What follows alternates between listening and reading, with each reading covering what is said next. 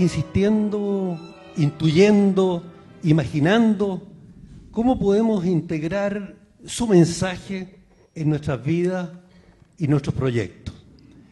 El movimiento de la tierra, el furor del fuego, nos están despertando a la realidad de que lo más humano de lo humano, nuestros vínculos, los yo y los tú, los nosotros y los otros, son significativos. Claudio tiene un gran aporte esclarecedor para nosotros y para el mundo. Lo que a mí me llama profundamente la atención y despierta mi profunda gratitud es su don de la generosidad, el que le ha hecho compartir su búsqueda y sus descubrimientos, su pensamiento y su extraordinaria visión de la realidad de nuestros tiempos. Así, desde su modestia, se ha transformado en un guía, en un profeta moderno, que nos está llamando no solo a seguir un camino, sino a construir un camino junto a él. Cuando me invitó primero a la fundación,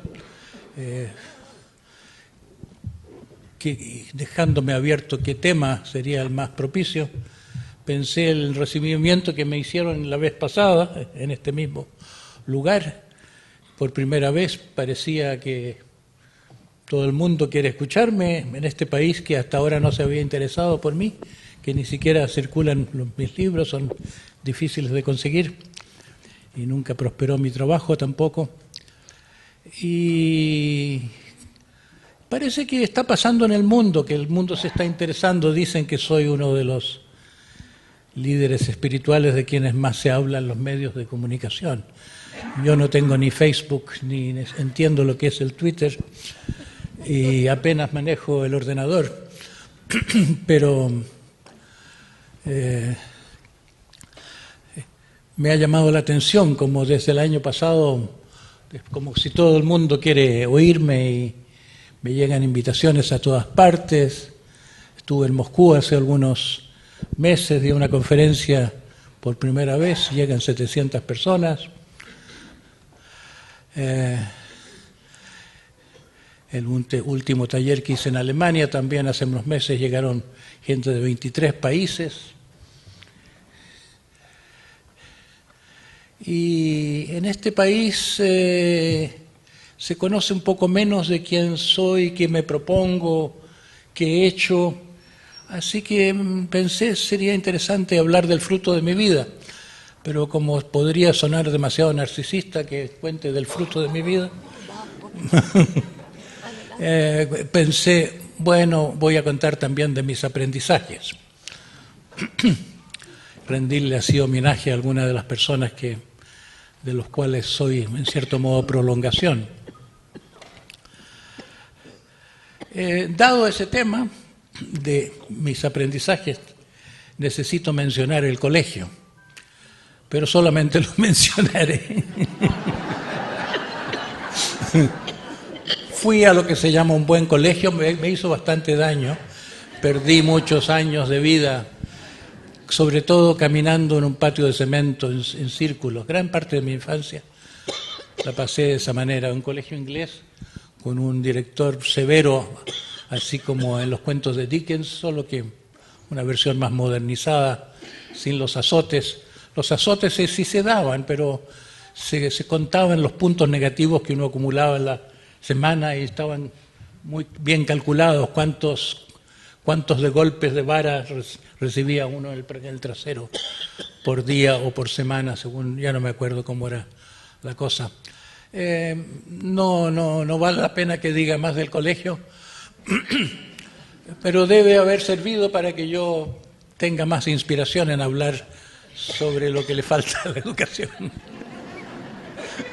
o lo que podría ser la educación si educara a personas y no a ciudadanos para que vayan a contribuir a la producción. En la universidad también tuve una buena universidad, la Universidad de Chile. Fui a la Escuela de Medicina, pero muy poco de lo que aprendí me sirvió para lo que fue mi vida después. No practiqué ni la oftalmología ni la obstetricia. Atendí a algunos enfermos cuando estaba recién recibido, pero me fue interesando claramente más en la psicoterapia. Y especialmente me interesaba en la psicoterapia lo que tenía que ver con lo espiritual, es decir, con el desarrollo, no solo con llevar a la persona del sufrimiento y los síntomas a la normalidad, sino de llevar a las personas supuestamente normales a algo más, que es lo que necesitaba yo mismo. Yo me interesé en la psicoterapia, muchas veces lo he dicho, un poco como quien se interesa en desarrollar lo que más le falta. Hay muchos psicólogos, supongo, que entran a aprender psicología para conocerse mejor. Yo sentía que era un poco idiota respecto a lo humano, a entender lo que movía a las personas. Era un poco, diría yo hoy, lo que se llama autista. No me interesaban mucho los demás. No tenía mucha empatía. Y si empecé a interesarme en esta actividad, la psicoterapia, fue porque una amiga que muy conocida por todos en Chile, Lola Hoffman, que había sido fisióloga durante toda la vida, se había hecho una conversión a una nueva actividad, se estaba yendo al curso de psiquiatría de Ignacio Mate y trabajando como ayudante de Ignacio Mate, ya bastante años de edad en que la gente jubila, ya empezó esta segunda profesión y estaba muy encantada con dos cosas, una con la psicología junguiana y segundo con Ignacio Mate, que eso era... No personalmente, no lo quiero decir con un segundo... Ella hablaba alemán y me decía, estaba begeistert, como, no es exactamente encantado, es como muy admirativa hacia Ignacio Mate, que era como un representante en la tierra del difunto Sigmund Freud. Así que con eso entró en mi mente también como un padre adoptivo, como una influencia fuerte, la visión freudiana. Y eso me mantuvo en medicina cuando yo estaba a punto de trasladarme a la física, porque lo que me interesaba cuando entré a medicina era la ciencia. Me quedé en psiquiatría y me quedé con una sensación de que eso llenaría una esperanza, que llenaría una carencia. Decía que algunas veces he usado el símil que no llegué a explicar, de Demóstenes, el famoso orador griego que practicaba era tartamudo originalmente, y se ponía piedras en la boca y le daba discursos al mar. Se entrenó para tener una voz suficiente como para hablarle al mar y hablarle con una claridad que superase su defecto físico de la tartamudez. A mí me costó muchos años llegar a ser útil en psicoterapia, y eso no ocurrió durante mis años en Chile. Durante mis años en Chile yo me sentía un fraude de estar siguiendo las indicaciones de mis supervisores en psicología analítica. Estaba en un psicoanálisis didáctico también, pero venían personas, sobre todo de las poblaciones, personas muy sufridas, con situaciones de vida tremendas, y me sentía yo incapaz de ser de verdadera ayuda en esas situaciones. ¿Qué estoy haciendo en esto? Entonces me refugié en la ciencia, me refugié en el análisis factorial, el estudio de la personalidad, una serie de cosas que me llevaron después a Estados Unidos, y me hice especialista en personalidad. Y mi vuelta al mundo de la psicoterapia se hizo casi sin darme cuenta ni proponérmelo, a través de un proyecto experimental. Yo estuve un año en Harvard, a la vuelta pasé por... Bueno, a la salida de Harvard visité... esta es una historia demasiado larga de contar. Bueno, una vez leí un libro que se llamaba Yo también fui cazador de cabezas, de un aventurero, explorador, que se internó en su bote plegable en la cuenca del Orinoco, fue a parar a una población de los indígenas que se llamaban los Yacalamures, que lo habrían muerto si lo hubieran visto animado, pero él estaba inconsciente ya en el fondo de su bote con malaria, una fiebre altísima seguramente.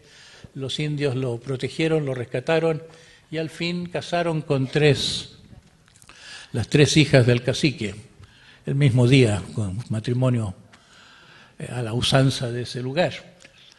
Pero para poder hacer todo esto tuvo que atravesar una ceremonia de iniciación de los guerreros, porque hay tribus en que no hay lugar sino que para mujeres y guerreros, o niños, o chamanes, pero no hay otra cosa. Los roles están muy determinados. Si uno es parte de la tribu, tiene que estar preparado para la solidaridad en la guerra. Y allí describía este libro cómo le dieron un brebaje amargo en una semilla de coco, que tomó esto, se sintió invadido por un gran coraje, una gran valentía, y la ceremonia era de azotes. El iniciador daba azotes y él gustaba de recibir estos azotes, de ser más fuerte que los azotes, y pedía más y más, hasta que fue incluso mal visto en la tribu que alguien quisiera tantos azotes. Y yo, al leer esto, sentí, esto me interesa, porque yo era muy tímido, muy debilucho, muy cobarde, y pensé, me gustaría tomar algo que me hiciera sentir un poco de heroísmo, que tal vez me abre un camino nuevo. Y total, nunca fui adelante con este proyecto que significaba aventurarse entre cazadores de cabezas, y sin conocer el idioma, sin conocer la planta tampoco, que no estaba identificada. Era mucho cuesta arriba. Pero cuando estaba en Harvard, el último día ya entré al Museo de Botánica, que no me hubiera interesado lo suficiente si no fuera que tenía una bandera que atravesaba toda la calle, decía exposición especial de botánica económica. Yo ni siquiera sabía qué era esto de la botánica económica. Fui ahí, empecé a mirar un frasquito con los alcaloides de la coca, la planta, fotos de las hojas, de la flor, algún apartado sobre la química de la cocaína, un frasquito del laboratorio tal o cual, y así cada planta con sus productos médicos conocidos, hasta que me encuentro con una ventanita en que hay indígenas azotándose, y una raíz retorcida, y yo pensé, está identificada ya la planta. Y pedí hablar con el autor de ese artículo, que estaba detrás de una vitrina no accesible al público, y la secretaria del museo me vio tan interesado que me dijo, ¿por qué no habla usted mismo con él, que es el curador del museo? El famoso hoy en día Richard Schultes, botánico muy conocido, que había pasado 7 años en sus vacaciones, parece que las pasaba yendo a Colombia y recogiendo plantas medicinales de esta zona tan rica. Y había identificado las plantas de lo que hoy en día se conoce especialmente como ayahuasca. Y yo en la biblioteca ahí del museo, Museo Botánico, leí muchas cosas sobre viajeros que habían probado la ayahuasca. Me llamaba la atención la semejanza de las imágenes, muchas imágenes de vuelo aéreo, o imágenes de tigres, imágenes de serpientes. Hoy en día ya se conoce bastante la ayahuasca, pero cuando yo, con la colaboración de Schultes, que me presentó a sus recolectores de plantas, o me dio una especie de pasaporte para que sus amigos indígenas en Colombia me atendieran, cuando llegué con ayahuasca a Chile y cuando empecé a trabajar con distintos alcaloides, me encontré que mis sujetos de experimentación veían los mismos tigres, tenían los mismos vuelos aéreos. Una de mis sujetas fue Marta Casari. Ninguno de mis sujetos experimentales sabía de lo que yo le estaba dando, de dónde venía. Era simplemente ese el planteamiento experimental, que es una sustancia indefinida que va a tener efectos mentales. Y yo planteé una investigación para discriminar los efectos de la armalina contenida en esta planta y los efectos de la mescalina, muy conocida por aquel entonces ya. Y cuando me propuse este experimento, yo me había imaginado con un rol neutro, que solo observaba, y para saber qué valdría la pena investigar más adelante. Y no me pude conformar después con este rol neutro, lo sentí inhumano a personas que vivían experiencias tan profundas, a veces satisfactorias, otras veces problemáticas, no comportarme como un ser humano que conversa. Y de estas sesiones experimentales empezó a surgir que yo me sintiera útil para otras personas, como en la terapia normal no me había sentido útil. Así que poco a poco me fui dando cuenta que yo podía servir, pero no siguiendo instrucciones, sino que más bien actuando, improvisando con lo que se me presentara. Esto a propósito de mis aprendizajes, pero debo mencionar que el contexto de esto fue mi primer trabajo en la Universidad de Chile, aunque haya dicho que la Universidad de Chile no me aportó cosas que me sirvieran después en la vida. Como lugar de trabajo, como lugar de mi primer trabajo, porque el día después de recibirme de médico vino Franz Hoffmann, el marido de Lola, a quien yo había conocido ya como profesor, vino a reclutarme para crear un centro de estudios de antropología médica, entendida la antropología médica en el sentido alemán, no como etnología, sino que antropología filosófica, siendo su proyecto uno de infundir humanidad en la medicina. Este tema es el que después pasó a dominar mi vida, con el tiempo llegó a ser uno de mis intereses, pero más que nada fuera de la medicina. Particularmente en los últimos 10, 15 años, yo vengo diciendo que de las profesiones en que uno necesita aprender no tanto a hacer esto o aquello, sino que a ser una persona, a ser un ser humano detrás de su qué hacer. Están la educación y la medicina misma. Así que el propósito de humanizar una escuela que se ha transformado en una escuela profesional, como todas las escuelas universitarias, hoy en día son apenas escuelas profesionales, pero no escuelas que cuidan el desarrollo humano de quienes pasan por ellas. Entonces, sí, yo le debí mucho a Franz Hoffmann. Era un hombre que creía más en las personas que en la organización que él les impusiera. Y yo tuve un regalo muy grande de la Universidad de Chile a través de él, de que haz lo que quieras.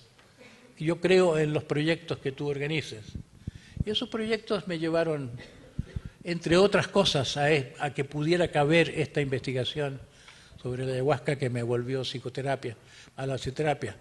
Y de allí, de unos meses, de ese tiempo de la Escuela de Medicina, fuera de esta, vuelvo atrás un poco, durante la Escuela de Medicina misma, más que la Escuela de Medicina, me nutrieron ciertas personas que podría decir yo que constituyeron para mí un currículum alternativo, como una universidad paralela.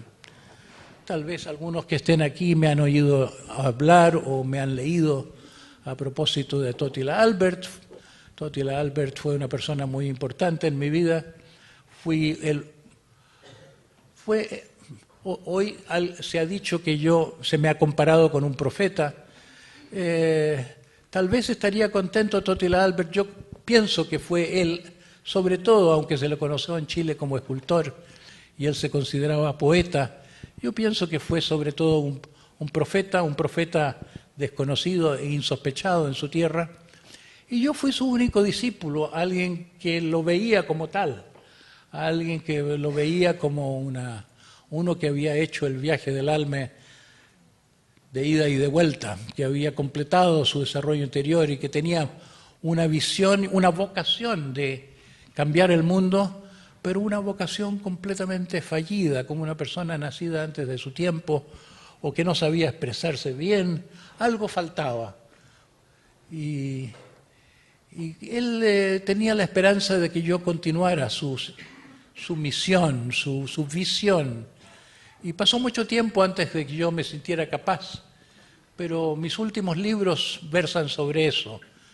Yo diría que fui durante mucho tiempo uno que ayuda a las personas, luego me transformé, después de haber elaborado algo más potente y personal, fui alguien que ayudó a muchos buscadores, a gente que estaban como en la cresta de la ola del crecimiento espiritual en California.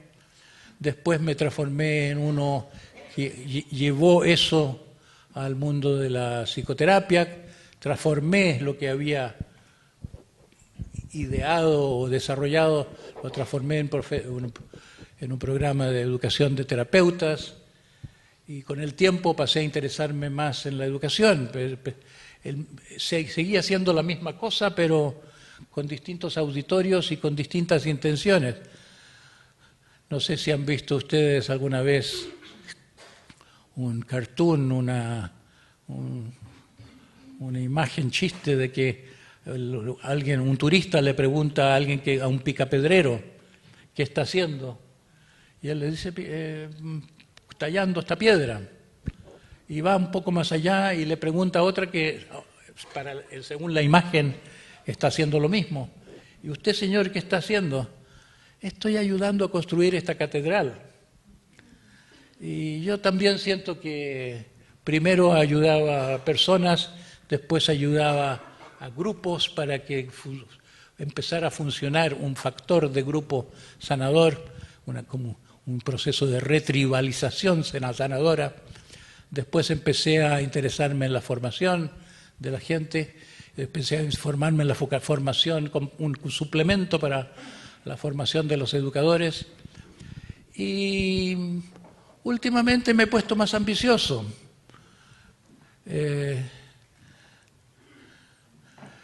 Cuando estuve en Moscú unos meses atrás, la primera pregunta que me hicieron es, uno que estaba presente me dice, yo soy taumaturgo.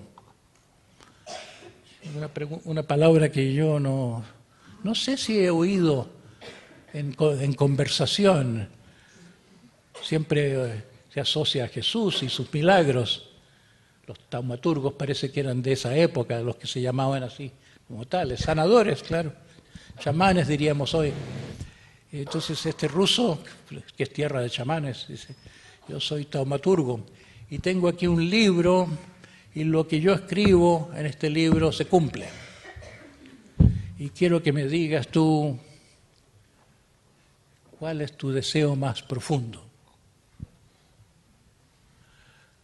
Y yo lo anotaré y se cumplirá.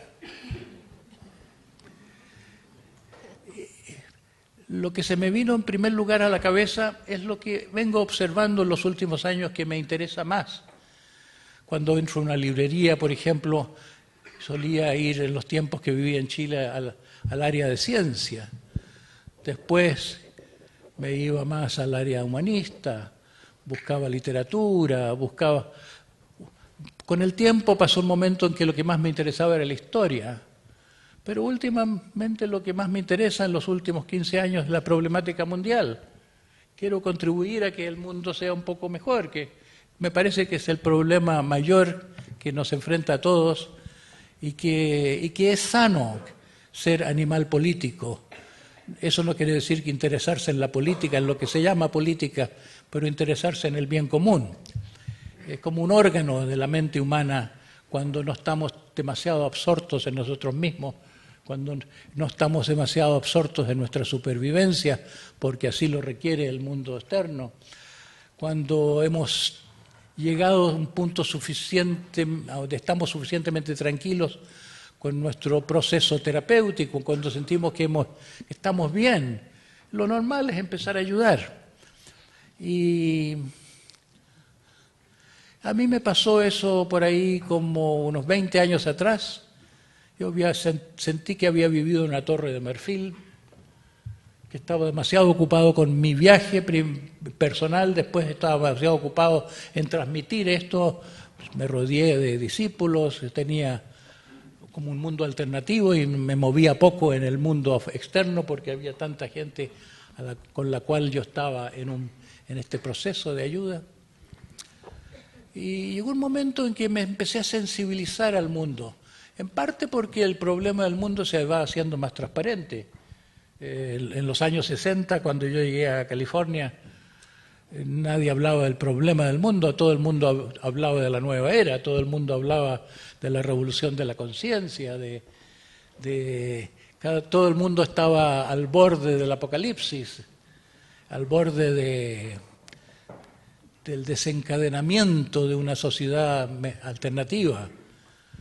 Yo creo que no contábamos, no se sabía que esta revolución de la conciencia que ocurrió tan fuertemente en California y después en París y otros lugares, que esta revolución iba a asustar tanto a las autoridades. Es como que las autoridades tomaron muy en serio la conciencia de las juventudes, que veía transparentemente lo mal que está todo, y se empezó a plantear esta idea de un alternativismo radical, la contracultura se la llamó. Yo fui testigo de esa contracultura y testigo de la vuelta a la sociedad represiva.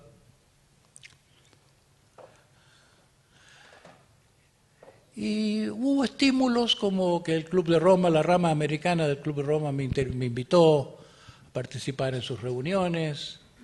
Me empecé a formar una cultura de lo que pasaba en el mundo, que es la polución de los océanos, el calentamiento, el militarismo, tantas cosas. Y veía yo que faltaba un elemento, que era el elemento humano. O sea, se pensaba como ingenieros en lo que hay que hacer, en lo que... Y se había establecido un interés muy grande en la interdisciplinaridad. Se había comprendido que ayudar con lo que pasa en un aspecto del problema, de este complejo de problemas que hay en el mundo, ayudar con una cosa desarregla otra. Se necesitaba como ir a la raíz de las cosas, pero no se veía una raíz común de las cosas. Y ahí me interesé yo mucho en lo que Totila Albert decía. Totila Albert fue el primero en denunciar la cultura patriarcal. Hoy en día se habla bastante de patriarcado. Primero fue el feminismo, que habló de patriarcado como un asunto de justicia para las mujeres, pero no como el problema radical del mundo, que era lo que Totila Albert planteaba. Quien lo planteó no hace tanto tiempo como el problema del mundo, como la raíz de los problemas sociales que tenemos, como una raíz del árbol de tantos, hay como 8.000 y tantos problemas enumerados en el mundo hoy en día. Fue Riane Eisler, la autora de El cáliz y la espada. Fue una persona que bien leída, con formación en antropología. Fue una lectura distinta de la sociedad desde esa posición. Y muy actual, porque hoy en día lo que está pasando en el mundo, la gran transformación, tiene que ver con una cierta deslegitimación de todas las formas de poder establecido, del poder patriarcal. Pero ese es el tema de mi próxima conferencia. Hablando de mí, lo que me pasó es que frente a este estímulo de empezar a entender el mundo en un momento de que ya me estaba poniendo viejo y me estaba poniendo sensible a lo que pasaba en torno a mí,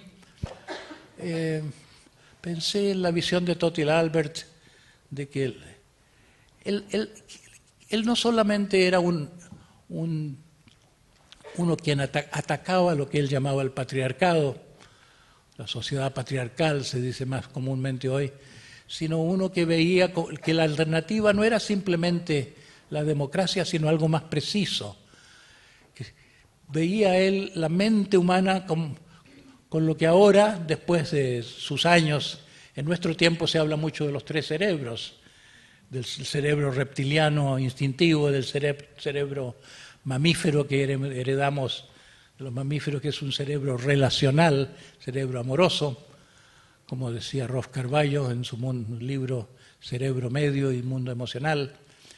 Y el cerebro más reciente en la evolución, el neocórtex, es el cerebro intelectual, que es el que manda. No es solamente intelectual, sino que es el cerebro que tiene en la organización jerárquica del sistema nervioso un control. Según la visión de Totil Albert, yo lo traduzco diciendo que vivimos un imperialismo de la razón, del saber, que se nos educa para la razón, con un eclipse muy considerable de la capacidad afectiva y con una desconexión que ya no es solo desconexión, sino que una denigración de nuestra parte o dotación animal. Ayer citaba justamente una conversación que tuvo Freud con, ¿cómo se llama?, Binswanger, el discípulo de Heidegger, que le reprochaba hacia el fin de la vida de Freud, pero usted quiere decir que somos animales. Y Freud lo corregía y decía, yo lo que he pretendido es demostrar que los humanos somos también animales. Es decir, que hay que reintegrar esta animalidad denigrada, que la instintividad, la sexualidad y la agresión sana también, porque ambas cosas son parte de la vida instintiva, han sido enajenadas, se puede decir, por una civilización ya milenaria que tomó como símbolo en la cultura judeo-cristiana esa demonización de la serpiente. Esa demonización de la serpiente es equivalente a decir que el mundo instintivo, que el mundo natural, que fue la religión matrística anterior, que el mundo anterior proclamaba como santo y que equivale a algo así como lo que es la autorregulación organísmica, la autorregulación como concepto de la psicología moderna, como aspecto de la sanación. En último término, el Tao, el orden natural, lo hemos denigrado, queremos todo controlarlo y lo queremos todo explotar también. La naturaleza siempre ha sido explotada, no solo fuera, sino que dentro.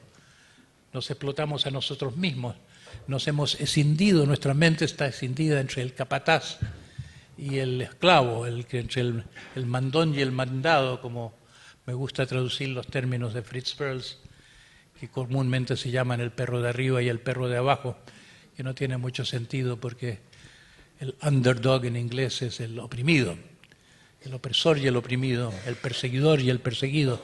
Se nos educa a ser perseguidor y perseguido para poder ser parte de esta maquinaria de autoridad. Autoridad injusta y autoridad que cada niño percibe en su hogar, representada por el padre generalmente, a veces por la madre, pero alguien tiene que representar la voz de la sociedad, que Freud llamaba el principio de la realidad. Yo digo que no es el principio de realidad, hay el principio del placer y el principio de la razón patriarcal, de la naturaleza opresiva de la sociedad. Entre los indígenas precolombinos de muchas partes de las Américas no había la severidad con los niños que tenemos hoy, no había era sacrosanto el vínculo materno-infantil. No se enojan nunca las madres con los niños en las culturas africanas o americanas antiguas. Hoy ha aparecido eso que este semiólogo americano, ¿cómo se llama?, que escribió sobre la política. Bueno, él dice, hay el modelo del padre severo, es como una ideología que piensa que donde haya problemas, lo que se necesita es mano dura. Si los niños no se comportan bien, la madre le dice al niño, ya se lo diré a tu papá, vamos a ver qué dice tu padre. Se incrementa el espectro del padre amenazante. Y si alguien no cumple con las leyes, bueno, no basta con meterlo a la cárcel, hay que matarlo. La pena de muerte es un aspecto de esta mentalidad patriarcal exagerada, que es como una fe de que ese es el camino, la amenaza y el castigo. El resultado es, desgraciadamente, que las cárceles se van llenando, hasta que solamente le sirve al negocio de los que las mantienen, porque ahora ya están privatizadas. Destruyen muchas vidas, disminuyen la productividad, rompen familias. Todo por el espíritu amenazante. Se dice que empezó el desorden de los asuntos en el mundo con la caída que se produjo en el paraíso cuando comimos el fruto prohibido. ¿Qué es el fruto prohibido? El conocimiento del bien y del mal. Nosotros humanos quisimos ser como dioses y conocer el bien y el mal. Así dice el texto. El conocimiento del bien y el mal lo tiene solo Dios. ¿Quién más puede meterse en los intersticios de la mente de cada individuo y de cada circunstancia y conocer todo lo que pesa? No se puede ni remotamente traducir en leyes, solamente se puede traducir en el juicio certero de una persona muy sabia, a lo sumo, tal vez. Pero eso se transformó en la norma y surge la moral normativa. Esto es el bien, esto es el mal. Yo soy partidario de que tendríamos que deshacernos de la moral normativa que ha regido el mundo por milenios y volver al concepto antiguo de virtud. La virtud no es cosa de bien y mal, la virtud es un estado interior desde el cual uno se siente bien y lo que hace es bueno. Cuando uno está en orden, cuando la propia mente está en armonía. En otros términos, cuando uno tiene lo que hoy en día llamamos salud mental, pero la verdadera salud mental, que es un estado feliz y amoroso, la felicidad de una realización de la capacidad amorosa. Cuando está eso, lo que hace uno es bueno, pero no tenemos ninguna atención hacia eso. Sabemos que el castigo no va tan lejos como la comprensión y el cariño. Toda la psicoterapia está basada en esa observación de que cuando se entiende a lo que le pasa a la gente y se los ayuda a comprenderse en una atmósfera de aceptación, la gente se mejora. Y sabemos que se equivocaba Freud en su último libro al suponer que necesitamos una civilización policial porque somos mitad malos. Decía Freud, sí, somos mitad buenos y mitad malos. Le tenía miedo a ese cocodrilo en el sótano, que es el espíritu del psicoanálisis antiguo, de que hay que respetar la represión, porque hay que respetar que tenemos potencialidades buenas y malas. ¿Y qué pasa si uno no cree en eso? Ninguna religión ha creído en eso. Claro que no creemos ahora en las religiones, pero ni el cristianismo con la idea del Cristo interior, que es la esencia de la mente, ni el budismo que con la idea paralela del Buda intrínseco, que es nuestra verdadera identidad, piensan así. Sin embargo, es muy escaso ese pensamiento en la historia. Tal vez solo Rousseau pensó optimistamente de que somos buenos y hay que quitarnos de las malas influencias transmitidas por la plaga de la generación anterior y la anterior. Bueno, creo que me olvidé de contarles la historia de mi vida. ¿Dónde llegué? Dije algo sobre Totila Albert. No les he dicho que yo buscaba un maestro y pensaba, Totila Albert será un profeta, pero no es un maestro.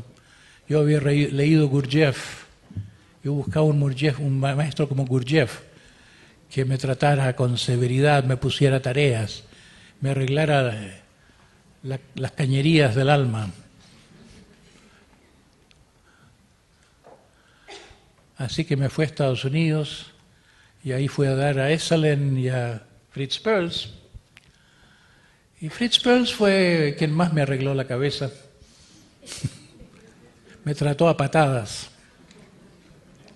Me trató muy mal, muy duramente. Y parece que con una gran intuición, porque me sirvió más que nada que me había servido hasta entonces. Me volví un terapeuta útil, me volví en uno de los 3 sucesores de Perls en Esalen.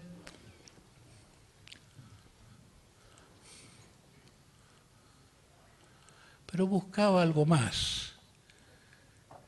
Entonces me interesé en el budismo Zen y tuve la suerte de tener cerca Suzuki Roshi, no el Suzuki de los libros, el Daisetsu Teitaro Suzuki, sino el maestro Zen que se fue a vivir a California.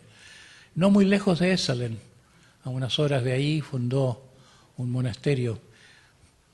Y me volví yo tan popular como uno de los que ofrecía talleres en Esalen, que los discípulos de Suzuki venían a mis talleres porque buscaban algo chamánico que no tenía el budismo Zen. Y esta leyenda de que yo tenía algo de chamánico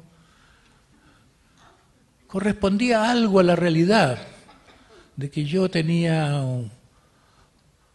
seguía mi voz interior o mi juicio interno, aun cuando me ponía en un aprendizaje con tal o cual persona. Fue muy fuerte para mí algo así como lo que Dios quiera, una actitud de sintonizarme a un llamado interno, a una intuición. Y eso me sirvió mucho la amistad con Carlos Castaneda para eso. Yo no tuve un aprendizaje con Castaneda, fue una extraña situación en que nos invitaron juntos a hacer un taller de chamanismo en Esalen, cuando ambos éramos aprendices de brujo. Él no había publicado su primer libro todavía.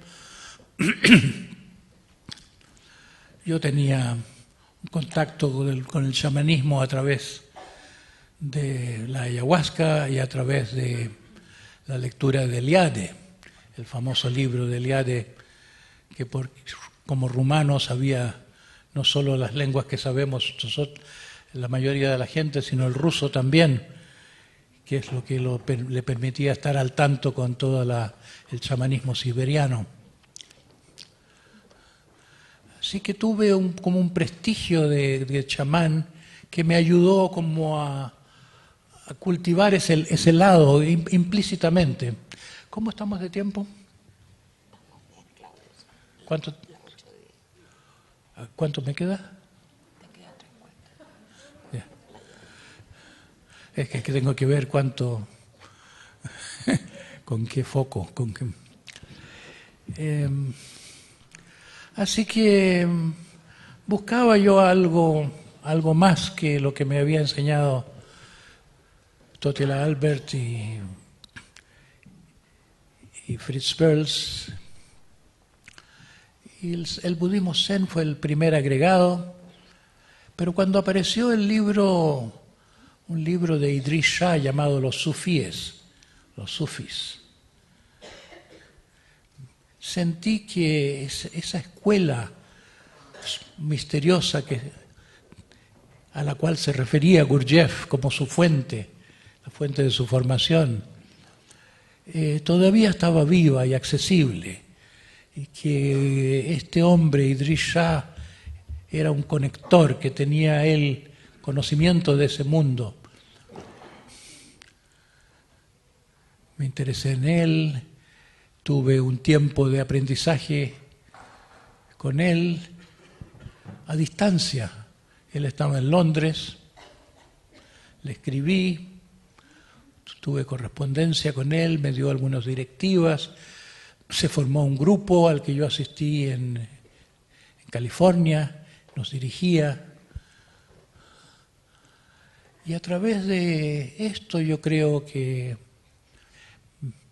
me interesé en ciertas cosas que no habría sabido si no fuera por lo que describía Shah. Y así acepté venir a conocer a Óscar Ichazo, un boliviano que había sido contactado por algunos chilenos. No sé cuánto habrán oído ustedes de Óscar Ichazo, a mí no me gustó nada, pero llevo su marca. Fue como uno que me ayudó a nacer a otra vida. Atravesé un nuevo nacimiento, a una dimensión espiritual de la vida que no había conocido a pesar de mis años de búsqueda. Había sido como una búsqueda de salón o una búsqueda como esperar a las puertas del templo sin que se me abrieran las puertas. Y él me hizo una proposición muy extraña. Yo le dije, ¿cómo os puedo saber si tú me inspiras tanta desconfianza? Te veo un mentiroso, te veo manipulador. ¿Cómo puedo yo ser tu discípulo? Y él me dice, honra tu desconfianza, tú has sido engañado. Está bien, no está mal que tengas desconfianza, pero verás, el trabajo se ve por el fruto. Y ya vas a ver que los frutos del trabajo no tendrás que esperar tanto. Y me hizo una extraña proposición, secreta en aquel tiempo, de mandarme a un retiro de 40 días en el desierto, en que yo encontraría lo que estaba buscando. Y yo le pregunté, ¿puede alguien prometer la iluminación? Algunas personas a veces sí.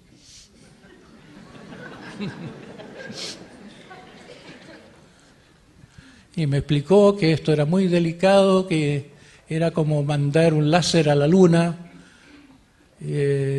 Una pequeña desviación echaría a perder el trabajo. Yo tenía que seguir muy fielmente sus directivas. Durante este retiro tenía que estar muy bien sintonizado con él. Solamente 40 días, después ya podía juzgar qué hacía yo con mi vida. Acepté la propuesta y sentí que me cumplió muy bien. Se me abrió la puerta a un mundo maravilloso. Me conecté con una fuente de conocimiento interno, como si estaba todo ahí. Y el último día me vino a ver Ichazo y me dijo, esto ha sido un préstamo. Algún día lo vas a perder todo y vas a tener que ganártelo por tu propio esfuerzo. Y así fue el resto de mi vida. Tuve un periodo de como 3 años en el cielo, así como Rimbaud escribe una estación en el infierno. Yo lo tuve en el cielo, un periodo de conciencia exaltada. Bueno, lo que llaman en el cristianismo, la teología mística habla de la fase iluminativa del camino a la que sigue la noche oscura. Así fue conmigo, pasé muy inspirado, con facultades paranormales durante un tiempo, después muy poco inspirado, muy avergonzado de haber hecho algo así como vender terrenos en la luna. Sentía que le estaba diciendo a la gente, si siguen este camino, estas instrucciones que yo estoy transmitiendo, porque Ichazo me las pasó, ustedes van a llegar a lo mismo. Y después, cuando ya estaba yo de bajada, esto me parecía muy vergonzoso, no poder yo mismo estar en el lugar donde se suponía. O sea que cerré la escuela que había empezado en Berkeley. Pero aprendí mucho durante este periodo en que fui como canal. No es que yo hubiera aprendido algo de Ichazo, yo me conecté con algo superior a través de su efecto catalítico y duró lo que duró. Después sentí incluso como que se me desconectaba desde arriba, como si una presencia espiritual que había estado detrás de mí me dijera: ahora aprende a estar con las manos vacías, aprende a no enamorarte de tu rol de maestro, no tener que siempre estar dando a manos llenas. Así que pasé un tiempo de pobreza interior, luego empecé a hacer talleres por aquí y por allá porque tenía que ganarme la vida. Empecé a conocer mundo, fui a distintos países europeos a enseñar lo que eran las partes del programa que había creado, esta improvisación en que yo nunca sabía lo que iba a decir, pero que poco a poco iba desarrollándose como un proceso muy rico.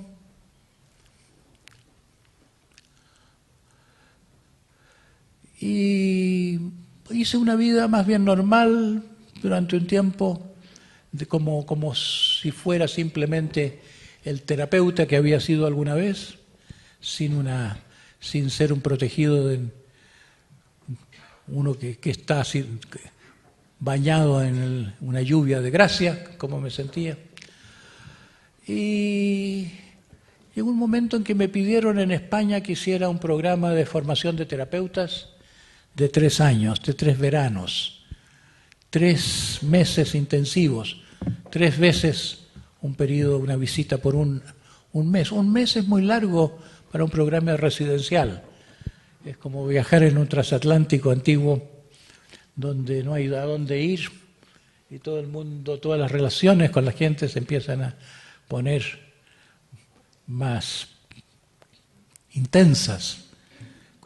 Sobre todo en un programa de este tipo en que el procedimiento es la veracidad, en que la gente se está desnudando psíquicamente, se producía algo muy intenso, y un mes de eso era mucho. Y yo aprendí también mucho en esa situación de crear un programa ahora. Lo que había sido una improvisación ahora por primera vez se volvió lo que llamé entonces programa SAT para la formación personal y profesional. Para mí esa era la idea rectora, que formar profesionales sin enseñarle otra cosa que hacer persona. Es como confiar de que se puede formar terapeutas dándole a las personas el autoconocimiento, dándole a las personas un corazón verdadero de interés en el otro, dándole a las personas más atención, dándole a las personas más libertad, más espontaneidad, no enseñándoles tantas cosas sobre psicoterapia. Y ahí armé mi cóctel. El programa SAT se armó ahí en esos días, en el año, a fines de los 80. Recuerdo que alguien en una librería en Madrid me preguntó: ¿y qué es lo que vas a hacer? Porque entré en una librería sufi donde me conocían de nombre por los libros ya publicados.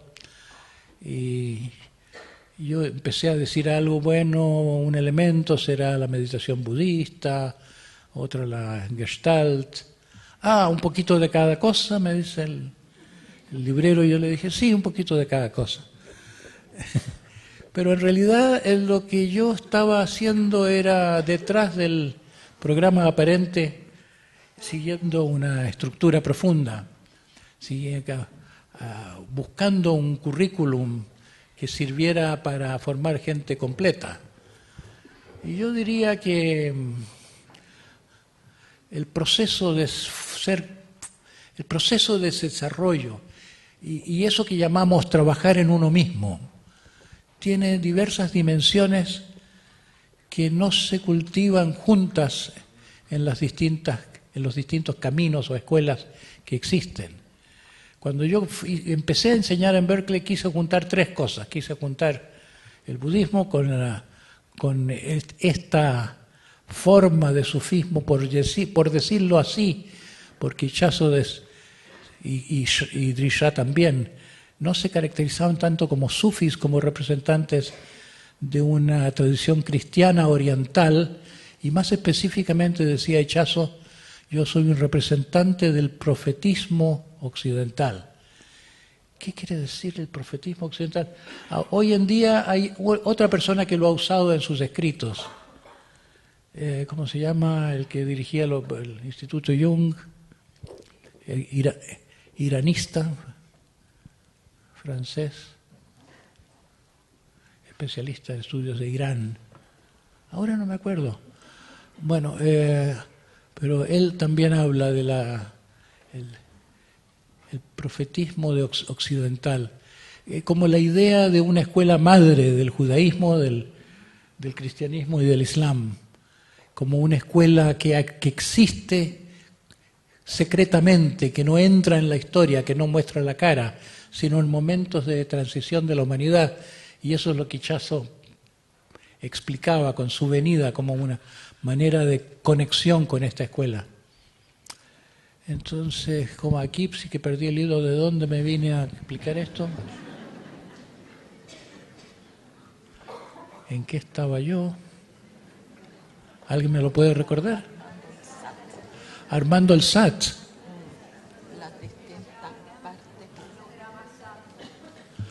Bueno, vuelvo a la idea de que el SAT yo quise juntar, budismo, esto que a veces se llamó el cuarto camino o el cristianismo esotérico y psicoterapia. Y con el tiempo pensé lo que se llama psicoterapia no es una cosa, sino que son dos. Es autoconocimiento y es liberación de la instintividad. Es autoconocimiento y libertad. Estamos condicionados, viviendo como en la jaula de nuestros condicionamientos. Hay una sed de libertad, pero el proceso de liberación no siempre pasa por el conocimiento, necesita pasar simplemente por ciertas conductas liberatorias, por la expresividad. Y eso estaba como implícito en la práctica de la Gestalt, el dejarse ser uno mismo sin tanta interpretación, atreverse a ser más uno. Así que fueron 4 elementos el SAT, el elemento cristiano, el elemento budista, el elemento dionisíaco, yo llamo a eso, el proceso de liberación de lo natural o de lo instintivo, y el autoconocimiento, que se puede decir la componente apolínea, la reflexión sobre sí.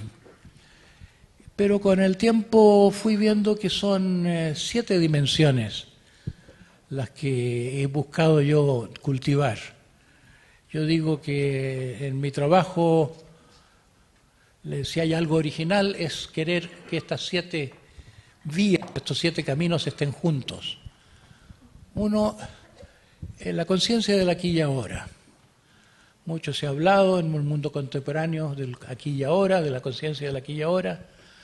La verdad es que no hay autoconocimiento que no pase por la capacidad de percibir las propias vivencias. Y eso ocurre siempre en el momento, en el instante. Y nuestra mente está bastante incapacitada para saber lo que nos pasa momento a momento. Comprendemos con retardo lo que nos pasó. O si buscamos un contacto con algo superior, como le oí decir una vez a un maestro espiritual, Dios es el momento presente cuando ya pasó y uno se la perdió.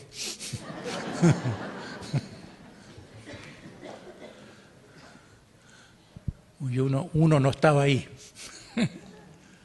Entonces, una de las cosas en lo que yo he querido proponer como un currículo es la práctica de atención a las propias vivencias, momento a momento, y la aceptación de las propias vivencias. Segundo, la autocomprensión, lo que en psicología se llama insight, en el mundo psicoanalítico, pero esto ha pasado como el lenguaje universal. El armar el rompecabezas de la propia vida, el entender cómo ciertos patrones se repiten a través de todas nuestras relaciones, cómo las relaciones del pasado con los padres se repiten en el presente, cómo hay ciertas, cómo nuestros condicionamientos se ajustan a ciertos patrones de personalidad. Poco a poco nuestras observaciones del aquí y ahora van contribuyendo a eso que en el psicoanálisis se llama el working through. Es como el entretejido siempre nuevo de cómo una cosa se junta con otra hasta que se entiende la gestalt total de uno mismo. Y luego hay el autoconocimiento filosófico, que no es filosófico en el sentido de intelectual, sino que podría decirse el autoconocimiento metafísico, que es la comprensión de quién es uno. Claro que somos así o somos asá, pero cuando Sócrates decía conócete a ti mismo, o cuando el oráculo le decía a Sócrates que se dedicara al conocimiento de sí mismo y a propiciarlo entre los atenienses, no se trataba de psicología, de entender la propia personalidad. ¿Qué es entenderse a sí mismo? ¿Qué es entender quién es uno mismo? Es como buscarse la pepa del alma, es buscar quién es uno más allá de los roles que desempeña o las emociones que siente, incluso más allá de los procesos mentales, de los contenidos mentales, más allá del pensar, más allá del sentir, más allá del querer. Hay algo así como un yo, hay alguien detrás de todo. Hay un momento en el viaje interior en que uno se interesa en eso, quiere encontrarse. En el budismo esto se lo llama reconocer la naturaleza de la mente. Es un encuentro que no tiene palabras, es como el sabor de lo que es la conciencia más profunda, más allá del pensar, el sentir, el querer. ¿Qué es eso? Es pura conciencia, es pura, a veces se lo llama conciencia vacía, la conciencia fundamental. Hay un momento en la vida en que uno se interesa porque empieza a intuirlo y empieza a gravitar hacia eso, es como que quiere. Y eso es lo que se llama a veces la iluminación. Entonces, aunque no pueda yo prometer iluminación en programas que hago de 3 módulos de 10 días, dejo a la gente interesada y con ciertos instrumentos. Y mi intento ha sido en este programa principalmente una terapia mutuamente asistida para enseñarle a la gente a trabajar en sí misma y continuar con estos instrumentos, no como uno que se pone en la situación de un terapeuta que le hace un servicio al otro. No, aprende a hacerte tú el servicio a ti mismo en compañía, con el estímulo de tus compañeros, pero aquí tienes algunas ideas. Entonces, esas son 3 componentes, 3 formas del autoconocimiento.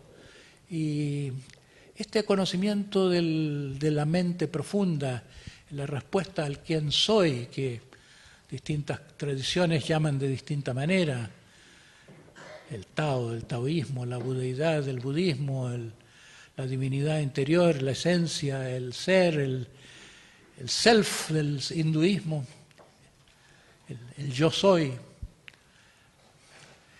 Todas este esfuerzo para encontrar eso no se puede lograr sin otro ingrediente, que es el desapego. Se necesita tener una mente que está tranquila. Se dice que así como la mente ordinaria pensante, es una en que solamente se ve el dibujo que hacen las ondas en la superficie. La metáfora hindú dice, cuando el agua está quieta, porque ya no hay pensamiento, el agua puede reflejar el sol.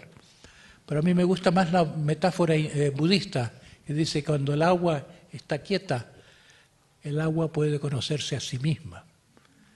La mente agitada solo conoce el pensar, la mente quieta puede decir, reconocer lo que es en otra dimensión. El estanque tiene más dimensiones que las olitas, los dibujos que se producen por las onditas de la superficie.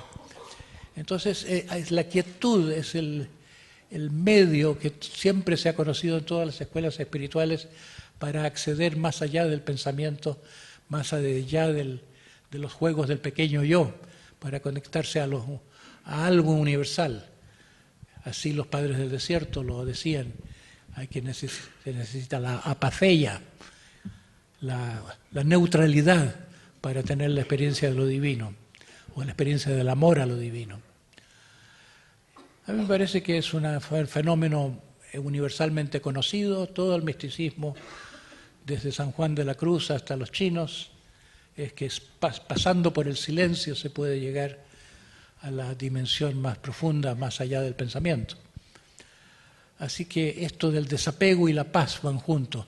No se puede pacificar la mente si uno es objeto compulsivo de sus necesidades neuróticas, de sus deseos, de su deseo de gloria, de su imaginación del aplauso, de que va a conseguir esto, de que va a conseguir algo, incluso con meditar. Uno tiene que meditar sin objeto, saliéndose de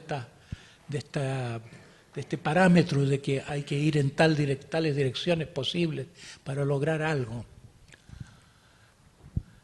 Hay que deshacerse de todo referente para entrar en el terreno más misterioso, un poco como cuando en Alicia, el País de las Maravillas, Alicia cae en un hoyo y de pronto aparece en un mundo mágico donde hay un conejo que corre muy apresuradamente como toda la gente en este mundo que habitamos aquí. Desde la perspectiva del que cayó en el hoyo, todo es muy apurado lo que ocurre aquí. Es como si no tenemos el sabor de la quietud. En la primera leyenda de que se enojó Dios con el mundo que había creado y le mandó un diluvio, la profecía babilonia no era como la de Noé en el Antiguo Testamento por lo asqueroso que se habían vuelto los seres humanos con sus pecados. En la versión más antigua, los seres humanos se habían vuelto muy ruidosos. Motían mucho ruido y eso molestaba a los dioses. Así que los barrieron para comenzar de nuevo, a ver si esta vez sale mejor. Ahora vamos a ver la tercera, cómo nos sale.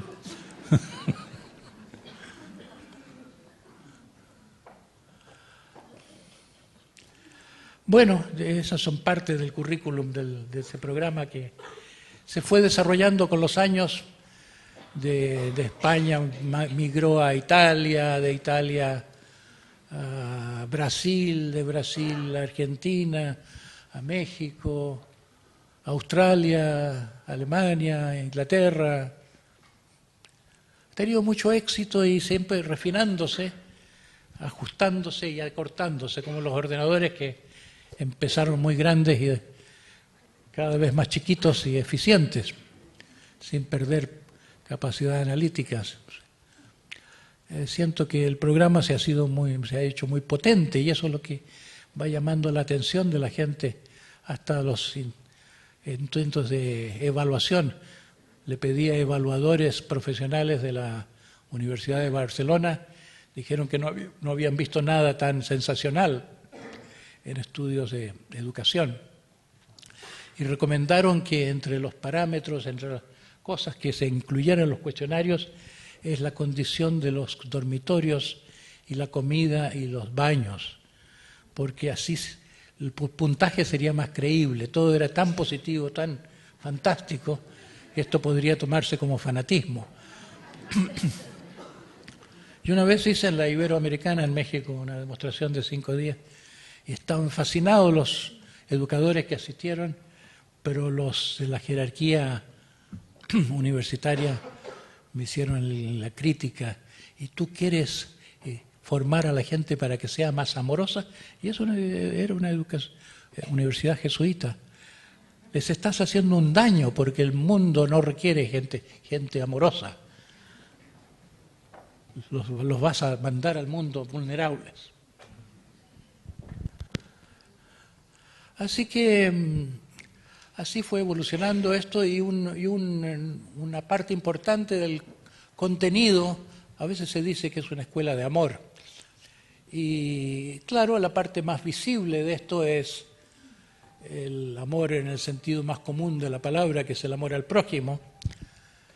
En esto me sirvió mucho incorporar algo que en Chile se conoce bastante con el nombre del proceso Fischer-Hoffmann, que fue como yo lo bauticé cuando lo desarrollé en los años 70, a partir de lo que hacía un amigo a quien yo podría describir como chamán, que no tuvo formación psicológica, pero se abrió a la mediumnidad. Cuando yo lo conocía era sastre, tenía poca educación, poca cultura. Y cuando murió su madre, tan desolado y conmovido quedó, que quería saber si hay una supervivencia después de la muerte y si era posible un contacto de los vivos con los muertos. Y empezó a visitar distintas escuelas y autoridades. Y al entrar en cierta iglesia en Oakland, al lado de Berkeley, donde vivo yo, en ese mundo tan, ¿cómo se llama?, no solo multicultural, pluralista, religiosamente pluralista de Estados Unidos, entró en una iglesia donde la persona que estaba hablando a los feligreses sacaba sus preguntas de un sombrero y él abría las preguntas y les respondía. Y mi amigo, que se llamaba Bob Hoffman, hizo sus preguntas, la metió en el sombrero, y cuando la mujer tomó lo que después se vino a ver que era exactamente su papel, no lo abrió, dijo. Le habló de parte de su madre, diciéndole cosas que solo su madre y él sabían. Y le impactó mucho a él saber que esto era posible, que podía una tercera persona que no lo conocía decirle cosas particularísimas de su vida que solo eran secretos de su madre y él. Así que siguió viniendo a esta iglesia y se descubrió que en esta iglesia que tenían cursos de desarrollo paranormal, de clarividencia, y él tenía el don y se descubrió con bastante mediumnidad y le llegaron algunas comunicaciones poco interesantes primero, pero después le llegó un contacto con quien había sido el médico de cabecera de su mujer, el doctor Siegfried Fischer. Por eso Fischer-Hoffmann es el nombre que le puse yo a este trabajo, que se originó en Fischer, en un muerto, tal como en algunas culturas chamánicas los chamanes aprenden de los chamanes muertos y son en cierto modo curados por los chamanes muertos. Hoffmann fue transformado por la comunicación con Fischer y yo fui testigo de los finales de ese proceso y estaba ya empezando a seguir las instrucciones de Fischer de transmitir esto, de enseñarlo, de hacer terapia en que él usaba mucho su capacidad de clarividente. Yo había oído, a Castaneda le había oído decir que don Juan le veía cosas en su pasado que él no recordaba y que él llegó a recordar más tarde. Le decía, tú tienes que recordar lo de los gusanos cuando tú eras niño. Y años después que me contó eso, recordé al fin, estando en Brasil, me caí en una zanja y me cayeron unos terrones y gusanos encima y yo me asusté mucho. Y el hombre que me acompañaba, un campesino que era como un mentor, algo me hizo en ese momento con los gusanos, que fue como una iniciación. Así que yo había oído que esto era posible, y también Bob Hoffman me lo demostró con mi vida. Yo te veo, me dice una vez, pasando frente a tu padre que está leyendo el periódico en el salón de la casa, y tú corres a sus brazos, a sentarte en sus rodillas, y él te acoge bien. Y luego la niñera viene y te dice, no moleste al papá, y te lleva. Y tú sientes, me dice a mí, sentiste que papá tengo, que me deja en manos de la niñera, que no muestra ningún interés en retenerme, que parece que no quiere ser molestado, efectivamente. Fue como varias escenas me dio que eran como fractales, como tan coherentes con mi sentir de la infancia, que me maravillaba eso.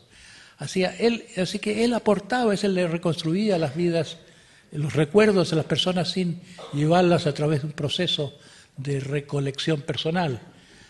Yo tuve muy poca originalidad, yo monté un proceso inspirado en el psicoanálisis, pero psicoanálisis muy apresurado, de 6 meses, de reconstrucción de la infancia y recorrer ciertas etapas como la descarga del dolor, la catarsis del dolor, y hasta llegar a la catarsis de la rabia contra los padres, y después de una acusación con toda la irracionalidad de la rabia infantil muy temprana, un proceso de comprenderlos y para terminar en perdonarlos. Y me impresionó lo efectivo que era esto, de ir sistemáticamente, no como en el psicoanálisis que las cosas orgánicamente vienen presentándose, sino ir directamente a todas las escenas dolorosas recordadas, particularmente respecto a la rabia, descargarlas, para con eso tener una vivencia de que es aceptable la rabia, descriminalizar la rabia, y desde allí poder empezar a corregirla, desde allí interesarse en la compasión, en la comprensión primero y después en la compasión, y reparando el vínculo con los padres, volver como personas más abiertas de corazón, más benévolas. Así que se enriqueció mucho el SATS. Ya cuando lo hice en Estados Unidos, le agregué este proceso grupal inspirado en Hoffman, y más adelante formó parte del programa, el amor compasivo, la capacidad de perdón. Si no tenemos capacidad de perdón, somos máquinas, somos seres presos de nuestro condicionamiento vengativo. Y luego, el amor erótico ya casi ha pasado de moda, el hecho de que sea problemático en el mundo. En tiempos de Freud estaba muy en la superficie de las cosas, la recuperación del eros.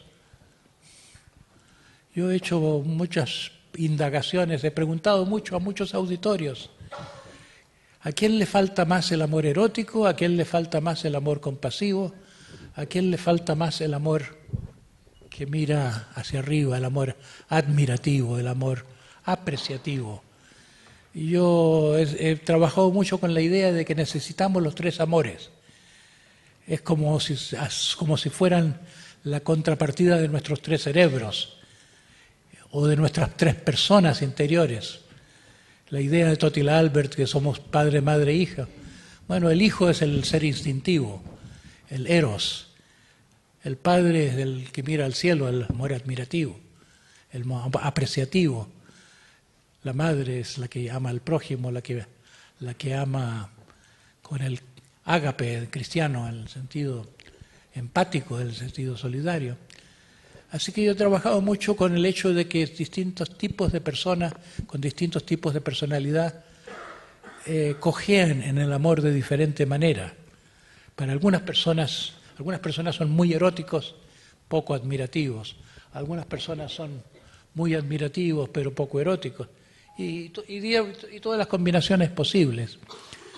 Y entonces fue siempre perfeccionándose este programa que yo diría que es el fruto de 40 años de desarrollo que he acompañado de la idea del cultivo de los tres amores. El amor erótico, un poco a través de la Gestalt, porque está en el espíritu de la psicoterapia, específicamente la Gestalt, pero también en cosas complementarias como el movimiento auténtico. No sé si se conoce en Chile el movimiento auténtico. Es una disciplina que nació de la danza, inspirado en la imaginación activa de Jung, pero es el dejarse ir, no en palabras, sino dejarse ir en movimiento. Diríamos que es una disciplina de entrega más que de movimiento. Parece que fuera. Y los bailarines son los que lo han desarrollado como algo que inspira a la danza, pero más profundo que lo que pueda servir al arte es lo que puede servir al espíritu de entrega, a la capacidad de confiar en algo más profundo que el control que nosotros ejercemos sobre la propia mente voluntaria. Lleva a experiencias de posesión que han sido históricamente muy temidas, pero que son la esencia del chamanismo y que son la esencia de la espiritualidad africana, dejarse poseer por los dioses, por tal o cual dios, tal como los griegos antiguos. Los dioses no eran objetos de contemplación, sino que una evocación que se hacía posesión en los mejores casos, como los guerreros poseídos por Marte en el campo de batalla, o los profetas o sibilas inspirados por Apolo en el oráculo, etc. Así que el SAT tiene esa estructura de 3 formas del autoconocimiento, 3 amores y paz, o paz, esa conjunción de paz y desapego. Y eso es original, porque el cristianismo funciona con la fórmula del amor a Dios y a los humanos. El budismo funciona con la fórmula del autoconocimiento y del desapego. Tome uno la disciplina que tome, hay un par de cosas, pero no están todas. Y yo le creí a Echazo y a su formulación en su trabajo. No es que su trabajo desarrollara todo esto, pero sí es que estaba la fe de que todos los caminos deben converger. Eso que se llamó primero el cuarto camino, era la idea de que todas estas formas de crecimiento deben ir juntas y que eso va a dar más resultados. Yo diría que a través de mi observación yo he validado eso de que está funcionando muy bien, que funciona con un poder este proceso que es único y que servirá para entrar en mundos como el mundo de la educación futura, si la gente despierta la idea de que educar no es enseñar cosas, sino que formar a personas. Y yo creo que debo haber hablado de más ya. Sí, Está bueno ya. Está bueno como para pasar del monólogo a las preguntas. ¿Ahí está previsto eso? No hay preguntas. No hay tiempo para el uso de la sala. Bueno, no sé cómo terminar. Yo nunca he sabido terminar una conferencia. No sé ni siquiera despedirme. Pero les agradezco mucho la atención.